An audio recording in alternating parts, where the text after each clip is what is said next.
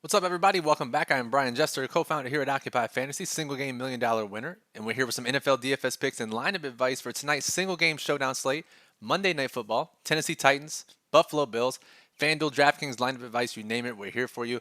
In this 10-minute video, we'll talk about low risk and high risk contests, how to build your lineups for each, some injury news that is important for tonight's slate, and then we'll also discuss just some general strategies to help get you to the top of your contest leaderboards. Before we get started, make sure you subscribe to the channel, get notified whenever we post any new videos or go live. We're in the heart of the NFL season, so we're doing videos every single day. NBA season returns tomorrow, so we're doing some more live streams. Just make sure you subscribe to the channel. Give us a thumbs up if you like the showdown content. We appreciate that. And if you have any questions, comment on the video below or hop in our Discord channel. Click the join button right below the video. That'll get you access to the Discord. All right, so let's jump into it. Bills, Titans. Bills are about a 5-point favorite on the road here. Josh Allen slate, which is the new Lamar Jackson slate, as he'll see astronomical ownership, and a couple of injury tags that we need to worry about or at least look into. The first one is A.J. Brown, who returned to action last week after missing a couple of games. But he was added to the injury report with an illness. It's not COVID, or at least not COVID related. He's not on the COVID list. So we expect him to play. Let's just monitor reports today to make sure that doesn't change. But again, it sounds like a minor illness. He should play. Julio Jones, his running mate, is back in the lineup. And then the other one that we want to discuss, and it may not seem that important, but everything's important on a showdown slate, is backup running back Jeremy McNichols is questionable. And if you look, his target volume, by the way, uh, 11 targets, or sorry, 8 targets against the Jets. Sorry, 12 targets against the Jets in a backup role. He is questionable to play. Didn't practice Friday or Saturday. And Darrington Evans, who many people are excited about, in fact, the Titans team has called him their Alvin Kamara, which has really never materialized. But Darrington Evans is on injured reserve. He's been practicing. He is eligible to return. They could activate him today, and he's minimum price. He would be the running back 2 if activated. Let's monitor that as well, because that could open up some salary savings, especially in low-risk contests. So let's start with those low-risk contests. 50-50s, doublets, head-to-heads. We talk about it every single Monday and Thursday in this video, how we want to try to capture all the scoring by playing both quarterbacks and both running backs. Fortunately, in this game, we have very clear backfields in who we want to target. The pricing makes it a little difficult, but if we look at it, so Josh Allen, going to be the most popular player overall, most popular captain. Get him into your captain spot. Derrick Henry, Ryan Tannehill. Now, Zach Moss has been leading this backfield for the last couple of weeks, and if we look, 11 double-digit rushing attempts, 3 straight games, a little bit of work in the passing game, getting work in the red zone, most importantly for showdown. So he would be the guy that we want to target from the Buffalo backfield. That leaves us just $1,300 left per player. Not very exciting. There's really not many value plays on this slate. But again, if Darrington Evans is activated, that's $200. Let's see here. Where's Darrington Evans? $2,400. We could add another punt play to the mixture, which I think is what most pros will do tonight for low-risk contests. If Evans is not activated and McNichols plays, McNichols is $3K, so a little more, $2,800 more than Darrington Evans is. So we can't really do this. If Evans is inactive, or you don't like the prospect of 2 punts with Josh Allen, what you can always do, and what we generally recommend, especially in a high total game for a high-powered offense, you can always captain the kicker and save some salary. And this is a DraftKings only strategy. Let's find Tyler Bass. There he is. And now we can put Allen, Henry, Tannehill, Zach Moss. $3,900 left for the final spot. A little bit more of a balanced lineup. The only way this fails really is if Tyler Bass only kicks extra points and Josh Allen scores like 50 points, which I guess is always possible with him. But there are a couple of ways to play tonight, and it all depends on the inactive news of Darrington Evans. We'll know that by 4 p.m. Eastern. So just monitor our Twitter at Occupy Fantasy. We'll retweet any relevant news. If we go over to FanDuel, if you've been following along here the last few slates, you know that we've been pretty fortunate in the fact that we've been able to get 2 running backs, 2 quarterbacks in low-risk lineups over there. So if we try that tonight, Josh Allen, obviously the top MVP option, Derrick Henry, Ryan Tannehill, Zach Moss, only 4K left per player, so we can't do that. That makes it really tough. And it's because Josh Allen's price, 17K, right? It's one of the highest showdown prices you'll find on FanDuel.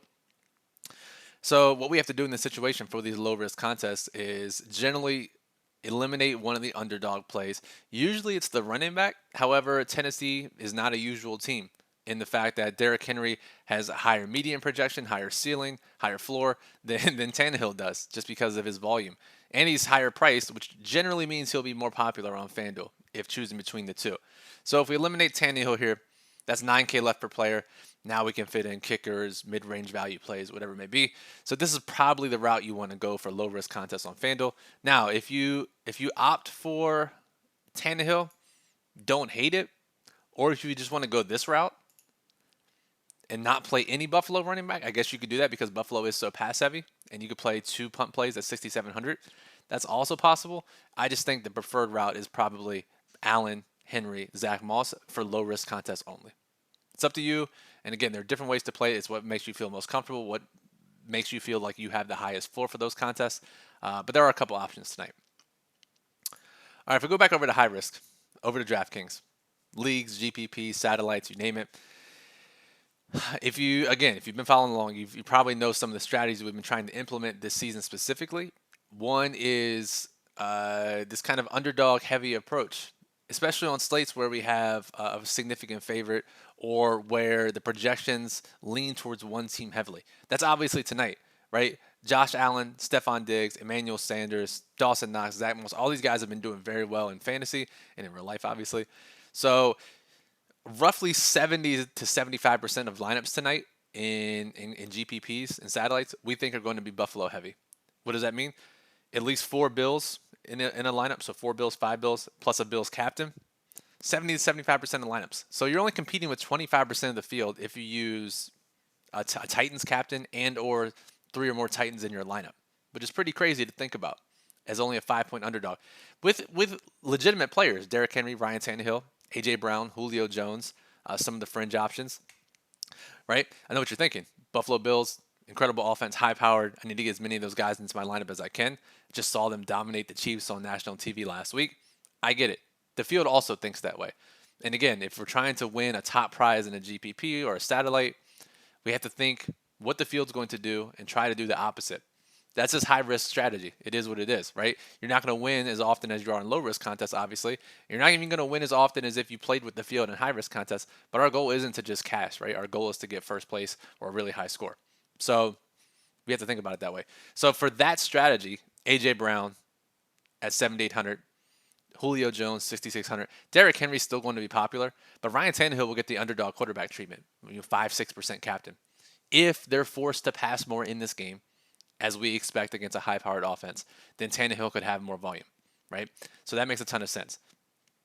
The other nice thing about this, especially on DraftKings, is the fact that Josh Allen is so expensive at 12,800 that he doesn't have to be, he can still be the highest scorer and not be the optimal captain because of his price, right? It's very possible that A.J. Brown or Julio Jones scores enough to be the optimal captain, but because of the salary multiplier on DraftKings, Allen, you can't fit him into the captain spot, right? So it could be something like this, right? Like, let's just say, hold on. I'm just building a random lineup here. But like A.J. Brown, Ryan Tannehill, Josh Allen, and now he's got some plays here. It doesn't matter who it is really, right? Just right now. First, sure. Right? 1,700 left over. A.J. Brown doesn't have to be the highest scorer in this scenario. He could be the second highest scorer. But as long as he scores enough to be the captain and Josh Allen only fits into the flex and you have enough salary to where you can't upgrade, this makes sense. Which is another reason why on these showdown slates that we like playing those mid-range captains, not necessarily the cheap ones, but the mid-range ones, because they don't have to be the highest score. If you play a top of the salary player, like a Josh Allen, Derrick Henry, they pretty much have to be the highest scorer on the slate. Not the case for a mid-range player, especially on an underdog at 5%, 6% captain ownership. So the other guy we have to talk about, though, is Stephon Diggs, who's a little bit cheaper than we would normally expect. He's our top underperforming receiver this week. Still hasn't scored a touchdown let's look at it, since week 2. 1 touchdown on all these targets, all these air yards. He's due for just an absolutely massive game. It'll probably happen on this slate. And we expect him to be pretty held in check at the captain spot as far as ownership goes. But Diggs, just an incredible play tonight. And if you're considering playing someone from the Bills side at your captain spot, Diggs is the guy you want. Now, if we go back over to FanDuel, it's really tough to get away from Josh Allen here. right? Josh Allen, again, if we just treat this like a Lamar Jackson, Patrick Mahomes slate of the past, right? Then it's tough for Allen to fail at the MVP spot. Can he fail? Sure, of course he can, right? So there's two options here. You either play Josh Allen at MVP and you leave a ton of salary on the table and you play 1 to 2 of these cheaper guys and hope they score, right? That's the move. When you play a 40% MVP plus, you have to get different in some way. So that's playing backup tight ends, wide receivers, threes, fours, fives, running back twos and threes.